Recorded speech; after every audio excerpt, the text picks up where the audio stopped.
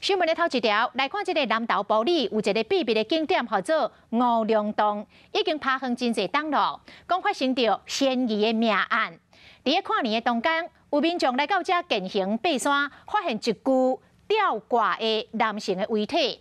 警方进一步来侦办，讲后续阁有一男一女进入这个山洞，嘛下落不明。现场阁来留一台也未骑走的乌多摆。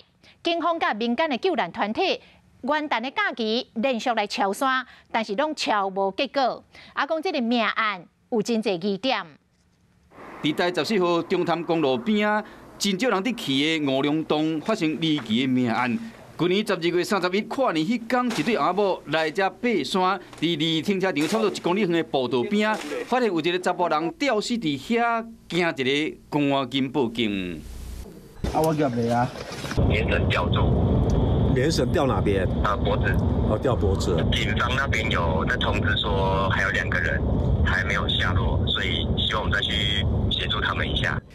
因为五龙洞真矮，敢若一个人会使通过尔，而且真惊，地面真骨。警方甲民间的搜救团体做将这个遗体搬落山。一个调查才知影讲，这个死者是32岁姓范的查甫人，伊几年来拢住伫埔里。因为警方进一步调查发现讲，迄一天也有伊2个朋友，一男一女，做伙骑一台乌托摆来到遮，后来乌托摆留伫原来的所在无骑走。警方甲搜救团体牺牲元旦的假期，赶紧要找人，验过嘛拢无结果。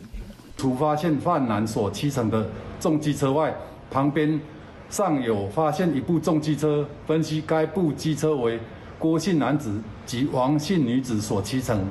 五龙洞已经真侪年无人去啊，最近才有文书工作者去遐探寻。这一线天的美景，这几年来嘛变成民众爬山健行的必景，想袂到煞会发生离奇的命案，也有2人行踪不明。专案疑点重重，检警除了解剖遗体，要了解死因，嘛继续要找死者2个朋友的下落。